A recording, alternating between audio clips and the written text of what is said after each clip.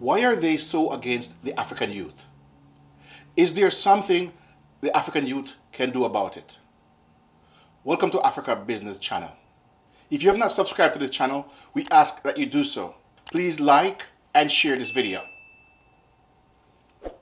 In today's video, we're going to see how the political system in Africa is against the African youth, and we're going to see how the African youth can overcome it.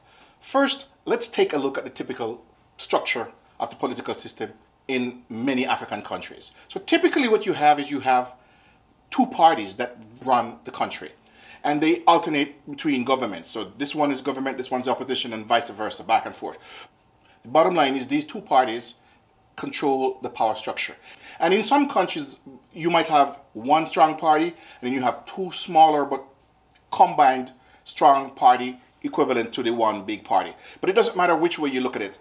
The bottom line is that the current political structure, the current power structure, is geared around these parties. Then there is the youth of Africa. The youth are large in number, some 70% of the population of each country. Secondly, the youth's ability to organize. You know, the youth, they understand social media and they understand the power of organization. They can organize themselves.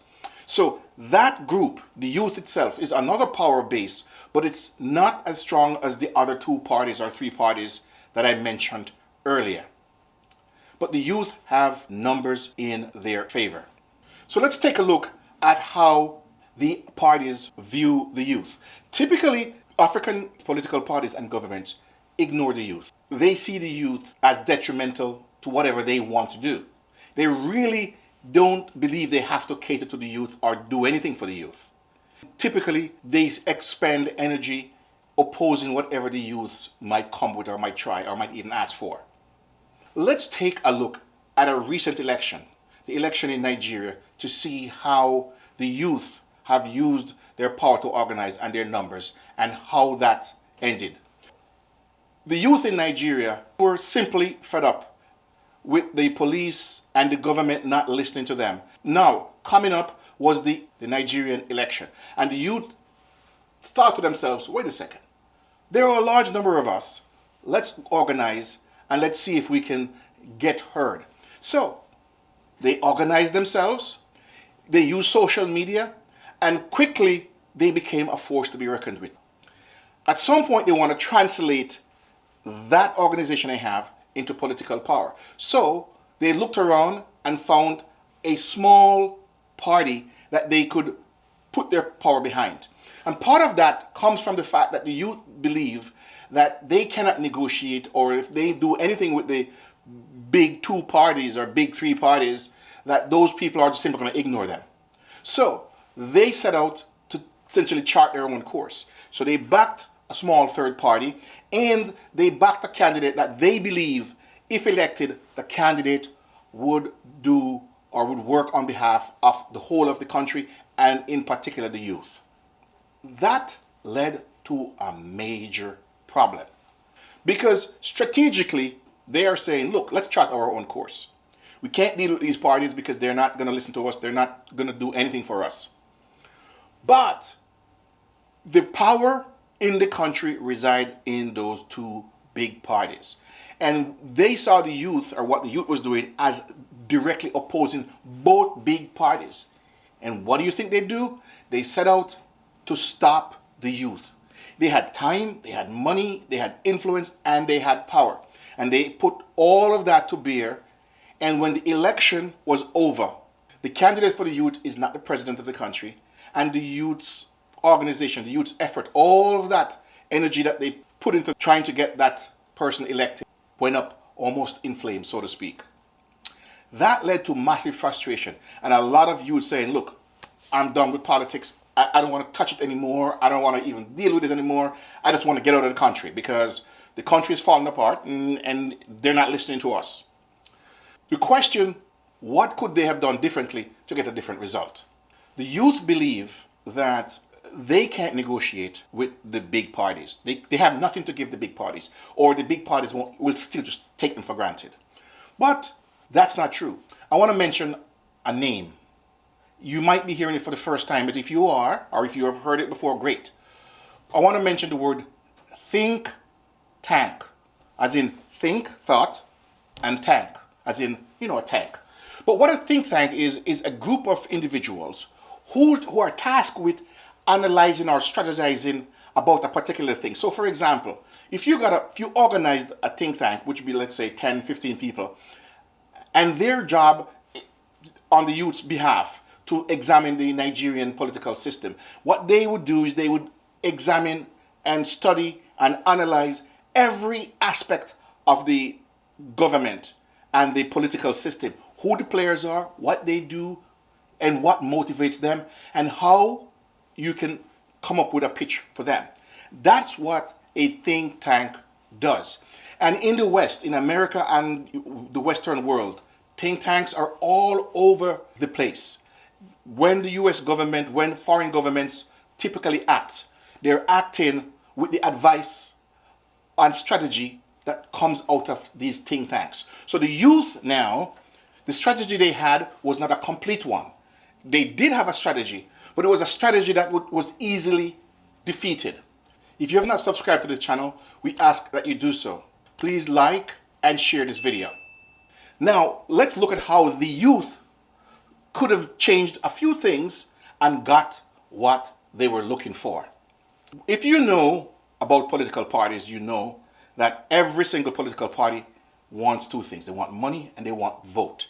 If you can supply either one of those to those parties, you are in a king-making position. And what does the youth have? The youth have huge numbers. In fact, because the youth population is so large in these African countries, if the youth decided they were going to back any particular one of those two parties, that party would be guaranteed to form the next government. They would win the election. That is how powerful the numbers for the youth would be. So the youth could have organized themselves and said, look, both political parties, you can have my vote, but what are you going to give me in exchange? I have these list of demands, these lists of things that I want you to do on our behalf, to do on behalf of the country. We have these interests that we want you to look out for. And so here's what's going to happen. Both political parties are looking at each other, because both of them realize that if either one of these parties get the youth vote, they're going to win. So now you've got these two parties trying to woo the youth vote. The youth now is in a sweet spot, so to speak.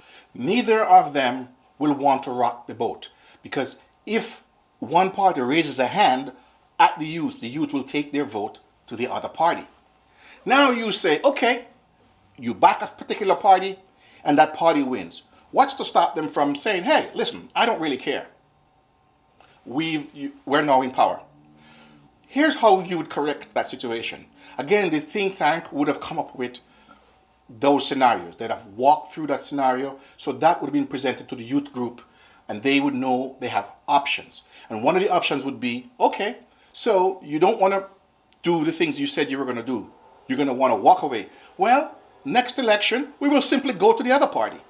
And for that party in power, the prospect of losing the next election, even though it might be 4 or 5 years down the road, is very, very powerful. It will keep them keeping the interest of the youth in the forefront.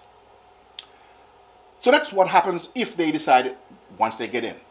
Somebody cynical might say, well, okay, but what if the other party that's outside decides that since these other first party messed up, they will automatically get it? No.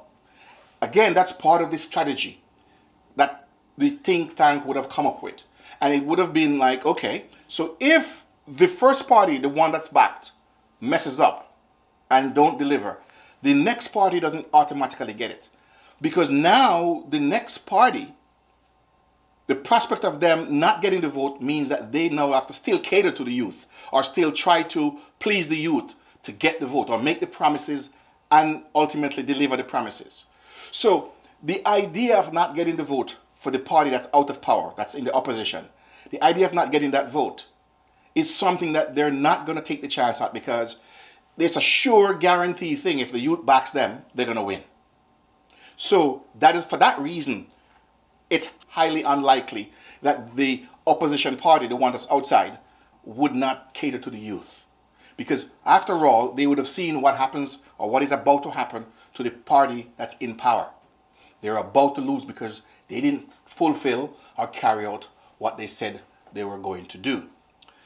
The whole purpose of this strategy is to use the power you don't have, the youth. To use the power that somebody else have to work on your behalf. And lest you think, that strategy is just something that the youth can do, let me give you an example of how countries use that example. So, a few years ago, French companies signed a $14 billion contract to make submarines for the Australian government. On the sidelines, the British government was watching all of that and wanted a piece of the contract, but they had no way of getting in.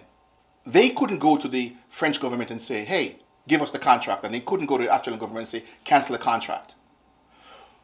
What did they do to ultimately get the contract? Well, what they did was they found somebody or a country that had more power than them, who had the influence to break that contract. And that country was the United States. So they went to the United States government and said, look, United States government, there's this $14 billion contract that you, the United States government, and your citizens are getting not even a penny from. Same likewise with us. If we go to Australia and we tell Australia to cancel the contract and do it with us, we, the United States and the United Kingdom, will benefit.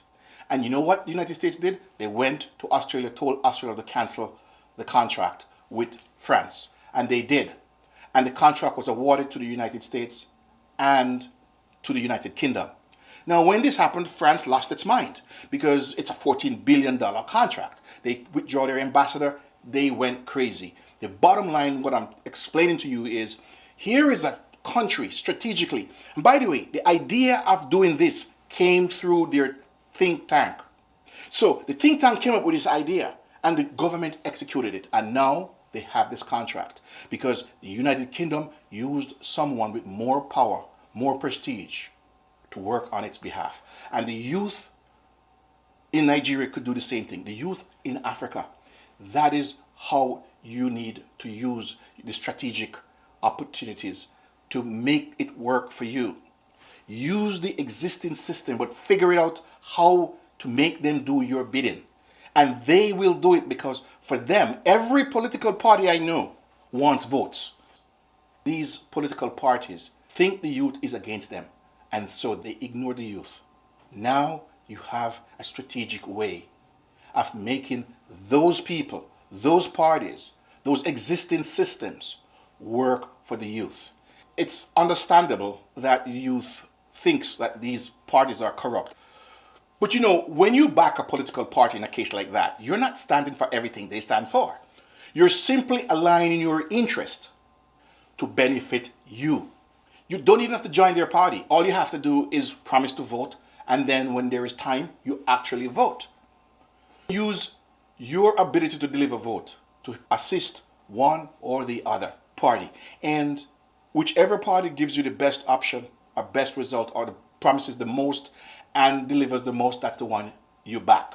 That is how you get the results that you want. And that is how you convince these governments and these parties that the interest of the youth should be their interest as well. Subscribe to this channel if you have not done so. Please like the video, and by all means, please share the video. Strategically, the youth have power. It just have to be structured in such a way that the parties that have the power do the bidding of the youth. Thank you for watching.